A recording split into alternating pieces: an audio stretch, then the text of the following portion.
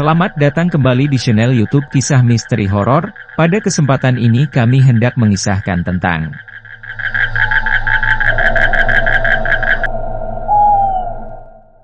Misteri Gadis Tengah Malam bagian ke-11.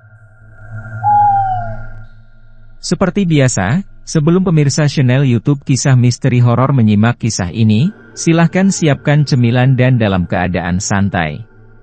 Kalau sudah semua, mari kita mulai mendengarkan kisah ini. Tetapi, dialah orang pertama yang menangis tersengguk-sengguk ketika melihat keadaan Denny sudah menjadi mayat. Beruntung waktu itu keluarga Denny berkumpul di rumah Bu Anis, sehingga Lukman masih bisa mengantarkan jenazah Denny ke rumah Bu Anis, namun tidak mampu lagi ikut ke Madiun. Tentu saja setiap orang bertanya-tanya, mengapa kematian Denny mempunyai kesamaan dengan kematian Norman. Masing-masing mati oleh tangannya sendiri. Bunuh diri. Tapi, faktor apa yang membuat mereka bunuh diri, masih belum mendapat suatu kesimpulan yang pasti. Ada yang mengatakan, pondokan mereka angker dan meminta korban entah berapa jumlahnya. Ada lagi yang beranggapan, Denny dihampiri roh Norman dan diajaknya pergi dengan cara seperti yang dilakukan Norman semasa hidupnya. Sementara yang lain mengatakan, itu hanya satu hal yang kebetulan saja. Kebetulan Denny punya masalah yang mengerdilkan jiwanya, sehingga ia berani melakukan bunuh diri. Hanya satu orang yang mempunyai dugaan aneh di dalam pertemuan tak resmi yang mereka adakan di kamar Bahtiar, 2 hari setelah jenazah Denny dimakamkan. Orang yang mempunyai dugaan aneh itu adalah Hamsat. Karena dialah yang mempunyai firasat buruk pada saat-saat menjelang kematian Norman dan Denny. Keduanya sama-sama jatuh cinta pada Kismi, kata Hamsat. Kemudian, mereka memberikan reaksi serupa. Bungkam. Benak mereka sama-sama menerawang pada cerita Denny tentang Kismi. Bahtiar bertanya pada diri sendiri, dengan ucapan yang sempat didengar oleh teman-temannya, mungkinkah keduanya menjadi picik hanya karena jatuh cinta? Tiap-tiap orang mempunyai ketahanan jiwa yang berbeda, ujar Ade. Pada saat mencapai klimaks persoalan, jiwa manusia mudah menjadi rapuh. Yang terlintas dalam logiknya hanya jalan pintas menyelesaikan persoalan tersebut. Dan, mungkin bagi kedua korban itu sama-sama sependapat, bahwa jalan pintas yang terbaik adalah bunuh diri. Tigor mulai tertarik dengan pembicaraan tersebut. Ia berkata dengan suara pelan, masih bernada duka, wanita itu sebenarnya tidak ada. Kini, semua mata memandang ke arah Tigor. Hanya Hamsat yang masih memandang ujung kakinya yang melonjor, namun telinganya menyimak kata-kata Tigor. Ia mendengar Tigor berkata lagi, petugas motel itu, aku rasa tidak ada yang kenal dengan Kismi. Jadi, ku bilang Kismi itu hanya ada dalam hayalan mereka. Dan mereka mati karena hayalannya sendiri, begitu maksudmu? Tanya Yopi. Begitulah. Buktinya petugas motel berkeras untuk mengatakan, bahwa di situ tidak ada perempuan yang bernama Kismi. Dari pukul 7 malam sampai pukul 10 malam aku dan Denny menunggu perempuan itu, nyatanya tidak ada. Denny mengatakan, perempuan itu adalah perempuan eksklusif, yang keberadaannya sendiri dirahasiakan oleh petugas motel. Barangkali hal itu dimaksud agar reputasi Kismi yang sebenarnya tidak jatuh di mata mereka. Mungkin Kismi seseorang yang punya reputasi tinggi, punya jabatan fungsional, punya karir yang gemilang, sehingga kalau setiap orang mengenal dia sebagai perempuan kehausan, alangkah memalukan sekali. Karena itu, Denny juga berkata, bukan. Bahwa, Kismi bukan perempuan sembarangan yang mudah disentuh oleh lelaki. Dia tidak seperti wanita-wanita penghibur lainnya, yang sekali panggil pasti akan datang, celoteh Susilo sambil memainkan korek api.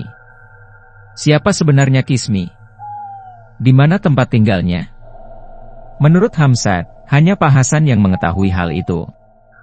Karena, Norman mengenal Kismi lewat pesanan dari Pak Hasan. Hamsat masih ingat cerita almarhum Norman, bahwa ia datang ke motel itu dibawa oleh Pak Hasan sebagai servis pemancing spirit untuk tulisan yang akan disusun oleh Norman. Pak Hasanlah yang memesankan seorang perempuan untuk Norman, karena waktu itu, tahu-tahu Norman dihampiri seorang perempuan sedangkan Pak Hasan mungkin mengambil perempuan lain untuk dirinya sendiri. Jadi, Pak Hasanlah sebenarnya yang memegang rahasia tentang siapa Kismi dan di mana Kismi. Tanpa memberitahukan kepada yang lain masalah Pak Hasan itu, Hamzat segera menghubungi Pak Hasan melalui telepon. Kebetulan, ketika Hamzat jalan-jalan di pantai, ia sempat bertemu dengan Pak Hasan dan disuruh menghubunginya sewaktu-waktu. Maka, kali ini ia ingin membuat janji untuk bertemu di sebuah restoran fast food. Pak Hasan sebenarnya punya bahan pembicaraan sendiri. Ia ingin berbicara tentang kematian Norman dan tawaran buat Hamzat mengenai penulisan tentang buku-buku. Tetapi, Hamzat lebih dahulu bertanya, siapa Kismi itu sebenarnya, Pak? Pak Hasan kelihatan bingung, tak mengerti maksud Hamzat. Ia menggumam, Kismi. Maksudmu, Kismi apa ini? Kismi makanan atau? Norman bunuh diri sejak ia dibawa oleh bapak ke motel Seruni, dan di sana ia bercinta dengan Kismi. Ya. Memang aku yang mengajaknya ke motel, tapi dia menolak perempuan yang kukirimkan untuknya. Malahan perempuan itu bilang, bahwa Norman telah mempunyai pasangan sendiri. Mungkin, perempuan itu yang bernama Kismi. Tapi, aku tak tahu, Norman dapat dari mana perempuan itu, tutur Pak Hasan kelihatan serius sekali. Hamzat masih curiga. Jadi, Pak Hasan benar-benar tidak mengenal perempuan yang bernama Kismi?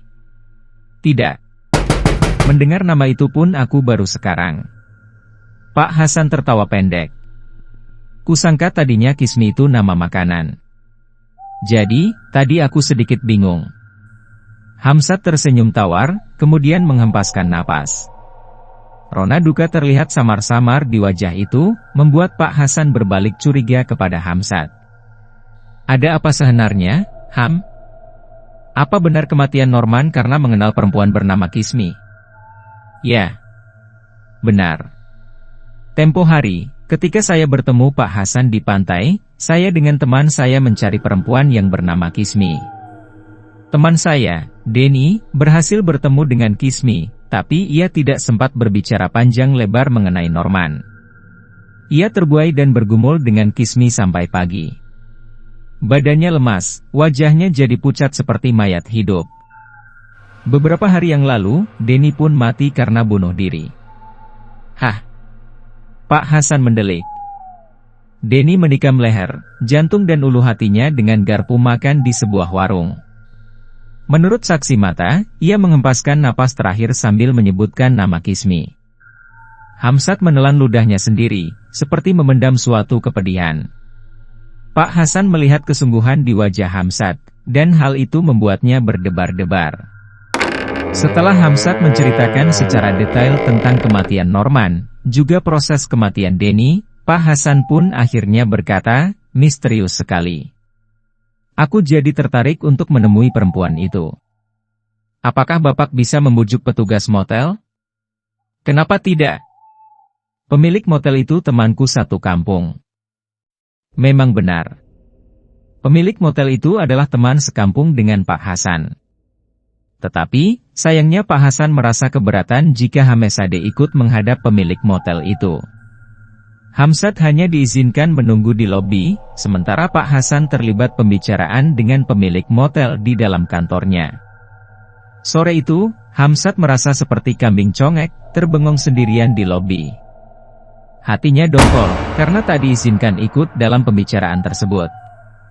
Alasan Pak Hasan, karena temannya yang menjadi pemilik motel itu dalam keadaan cacat, dan ia tak mau orang lain melihat kecacatan fisiknya. Mau tak mau Hamzat menerima alasan tersebut. Matahari hampir terbenam seluruhnya. Hamzat masih berharap, mudah-mudahan ia bisa bertemu dengan perempuan yang bernama Kismi di lobi itu. Paling tidak melihat perempuan dengan ciri-ciri seperti yang disebutkan Norman dan Denny, dan Hamzat akan berusaha mengenal perempuan itu. Sayangnya, tamu-tamu yang memasuki lobi tidak satu pun ada yang punya paras cantik dan punya pesona mirip Ratu Mesir kuno. Rata-rata perempuan yang masuk ke lobi mempunyai paras standar, biasa-biasa saja. Tak ada yang istimewa. Kalau tidak istimewa, berarti dia bukan Kismi. Sambil merenungkan misteri kematian Norman dan Denny, Hamzat berhasil menemukan satu kejanggalan. Kejanggalan itu, tempo hari dikatakan rusak AC-nya, dan sering tersumbat saluran airnya. Tetapi, nyatanya ketika Hamzat masuk menemui Denny, kamar itu ber-AC. Lancar. Timbul rasa curiga dalam hati Hamzat, mengapa bagian resepsionis waktu itu setengah tidak mengizinkan mereka membooking kamar, seru nih. Kamar masih ada 2 yang kosong, tapi dikatakan, tinggal 1 kamar yang belum di-booking. Ini aneh dan janggal bagi Hamzat. Kecurigaan kedua, mengapa Norman dan Denny bisa bertemu dengan Kismi di kamar itu? Bagaimana dengan kamar lain? Apakah Kismi mau datang ke kamar lain juga? Mengapa pula Kismi tidak meminta uang lelah kepada Norman dan Denny? Bukankah Kismi bekerja sebagai wanita penghibur? Bukankah yang dibutuhkan dalam hal itu adalah uang? Iseng-iseng, Hamzat mendekati bagian resepsionis. Para pecinta dan para subscriber YouTube Kisah Misteri Horor, tentu penasaran dengan kelanjutan kisah ini bukan? Silahkan ikuti bagian selanjutnya esok hari di waktu dan jam yang sama, dengan cara klik subscribe dan juga loncengnya, agar Anda selalu mendapatkan notifikasi jika channel YouTube ini mengupload video kisah terbaru. Selamat datang kembali di channel YouTube Kisah Misteri Horor. Pada kesempatan ini kami hendak mengisahkan tentang Misteri Gadis Tengah Malam bagian ke-12. Seperti biasa, sebelum pemirsa channel YouTube Kisah Misteri Horor menyimak kisah ini, silahkan siapkan cemilan dan dalam keadaan santai. Kalau sudah semua, mari kita mulai mendengarkan kisah ini. Kali ini yang bertugas bukan orang yang dulu, tetapi orang yang sebenarnya pernah ditemui Denny dan Tigor. Hanya saja, Hamzat tidak tahu tentang pemuda tersebut. Masih ada kamar kosong, Mas, sapa Hamzat dengan ramah. Masih, jawab bagian resepsionis dengan ramah pula. Mau booking kamar, tawarnya. Hamzat hanya tersenyum dalam ketenangan sikapnya. Saya tunggu keputusan dari teman saya yang sedang menemui pemilik motel ini. Kalau dia mengajak bermalam di sini, ya, mau tak mau kami booking 2 kamar. Padahal rencana itu tidak ada dalam pembicaraan Hamzat dengan Pak Hasan. Hari ini, agak sepi, kata petugas resepsionis. Lain halnya jika malam minggu. Kalau malam-malam seperti ini, apalagi ini malam Jumat, biasanya kamar kami banyak yang kosong. Kalau Bung jadi bermalam di sini, Bung bisa bebas memilih kamar sesuai selera. Oh, begitu, ya. Jadi, bisa saja saya memilih kamar seruni, ya? Pemuda petugas resepsionis itu sedikit menggeragap.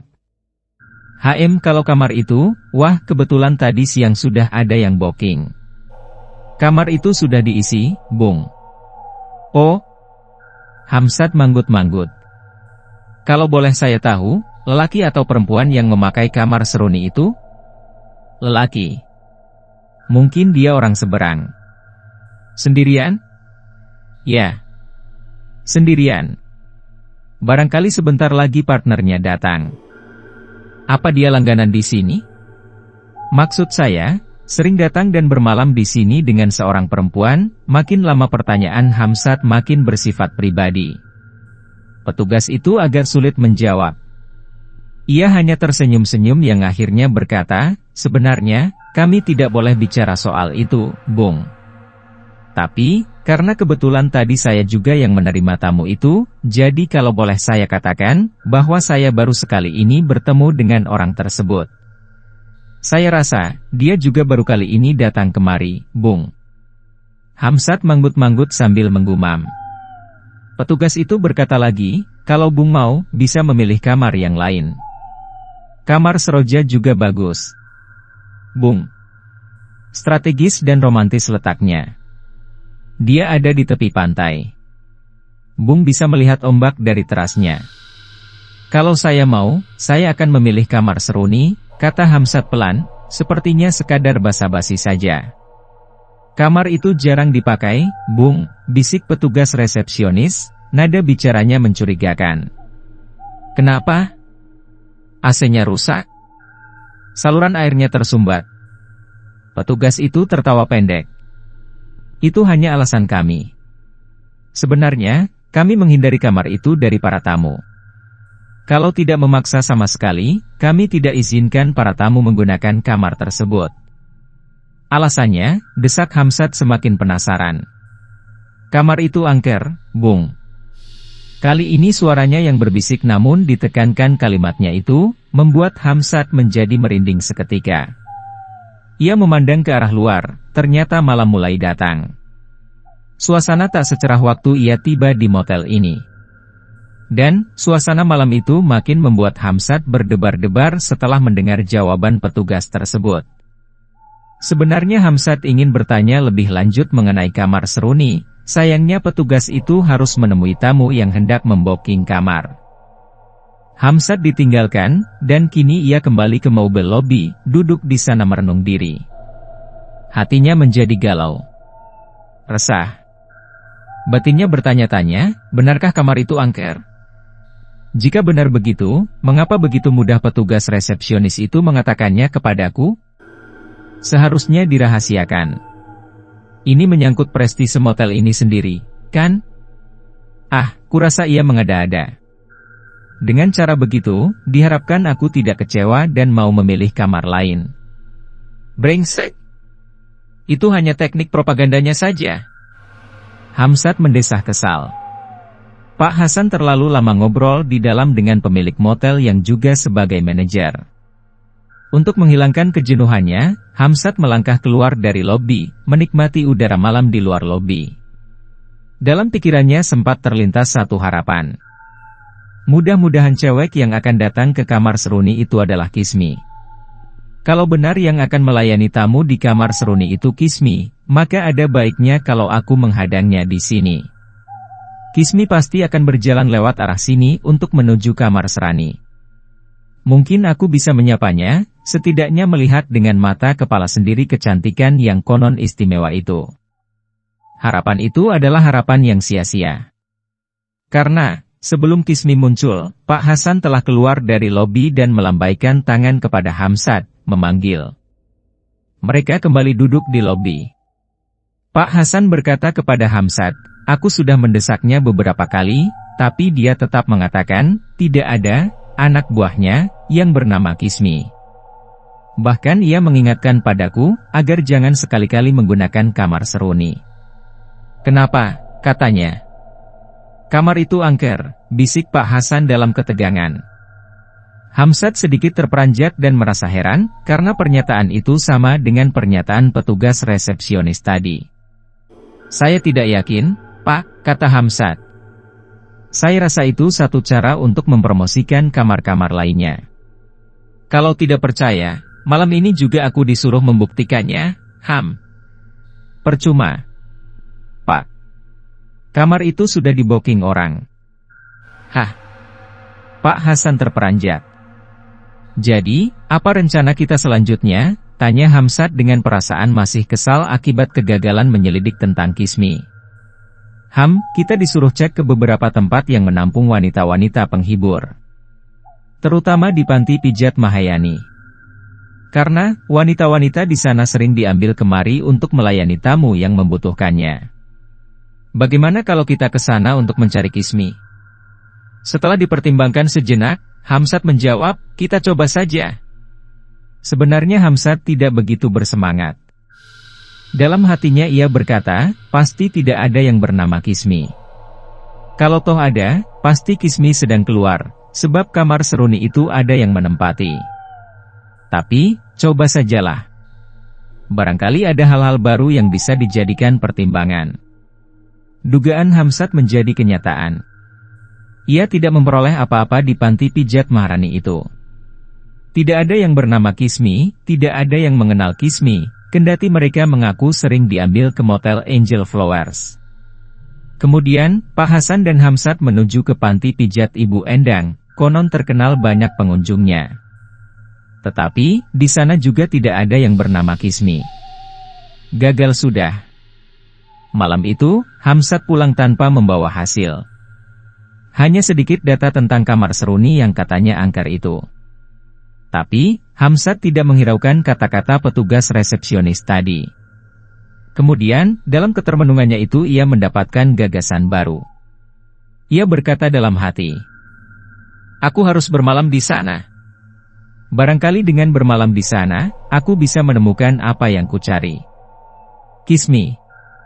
Dan, dari kismi aku bisa memperoleh kesimpulan, mengapa kedua temanku itu mati bunuh diri? Kapan aku harus ke sana? Besok? Ah, jangan. Besok aku ada acara dengan Lista. Cewek itu menggemaskan juga sih. Siapa tahu dia mau nyantol padaku. Lumayan, kan?" Acara yang dimaksud Hamzat adalah menghadiri reuni SMP tempat Lista dulu. Acara itu cukup sederhana, namun sudah tentu mengesankan bagi mereka yang pernah satu bangku dan satu sekolah semasa SMP. Sedangkan Hamzat sendiri, tidak mempunyai kesan apa-apa, kecuali mendampingi Lista. "Kenapa kau membawaku kemari? Aku kan tidak punya kenalan di sini." "Mereka tidak mengenalku," kata Hamzat. "Justru aku ingin mengenalkan kamu kepada mereka sebagai pacarku," kata Lista yang berpenampilan tomboy. "Apa? Sebagai pacarmu? Pacar cap apa aku ini? Bercinta belum sudah mengaku pacaran? Ah, cuek sajalah. Supaya aku kelihatan laku. Kenapa kau tidak mencari pacar yang sebenarnya saja? Malas. Bikin repot karirku saja," jawab Lista. Seenaknya. Yang lebih menyebalkan lagi, dalam pesta reuni itu Lista justru asyik ngobrol dengan cowok-cowok bekas teman SMP yang sekarang, menurut Lista, sudah kelihatan ganteng-ganteng semua. Hamzat merasa dikesampingkan oleh Lista, sehingga hampir-hampir ia pulang sendiri tanpa setahu Lista. Malam itu, Hamzat hanya memperoleh kedongkolan pergi dengan Lista. Ia merasa jera. Tak mau lagi pergi kemana saja dengan Lista. Gadis itu egois. Ia hanya mementingkan diri sendiri, tanpa memikirkan perasaan orang lain. Untung saja malam itu Hamzat bisa lekas tertidur, sehingga kedongkolan hatinya pun cepat reda. Hanya saja, esok harinya, Hamzat bangun sedikit siang. Ia memang bermaksud tidak kuliah. Malas. Karenanya, ketika adiknya membangunkan, Hamzat hanya menggeliat dan tidur lagi. Tetapi, kali ini ia dibangunkan oleh mamanya karena ada seorang teman yang ingin bertemu dengannya. Hamzat malas, tapi mamanya memaksa. Bahkan mamanya berkata, "Kalau kau ingin jadi pemalas, cari pondokan lain, seperti dulu lagi. Jadi, kau bisa bebas mau bertingkah apa saja." Tak tahan mendengar omelan mamanya, Hamzat pun turun dari pembaringan. "Siapa yang mencariku?" "Temanmu, Bahtiar." Para pecinta dan para subscriber YouTube Kisah Misteri Horor, tentu penasaran dengan kelanjutan kisah ini bukan? Silahkan ikuti bagian selanjutnya esok hari di waktu dan jam yang sama, dengan cara klik subscribe dan juga loncengnya, agar Anda selalu mendapatkan notifikasi jika channel YouTube ini mengupload video kisah terbaru.